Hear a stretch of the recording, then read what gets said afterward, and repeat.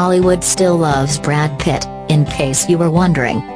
The actor made a surprise appearance Sunday night at the Golden Globe Awards, where he introduced the movie Moonlight, which was up for and won Best Motion Picture, Drama.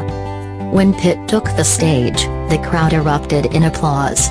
And we can't help but feel it had something to do with the fact that he's going through one hell of a dramatic public divorce with Angelina Jolie. The Globes marked the first major appearance for Pitt since Jolie filed to end their marriage in September. He previously turned up at a November screening of Moonlight, which he produced, alongside good friend Julia Roberts. Pitt and Jolie's divorce has become a tabloid spectacle due to their ongoing custody case. Pitt was cleared of any allegations of child abuse by both the FBI and the Los Angeles Department of Children and Family Services in November. Since then, the drama has played out in court.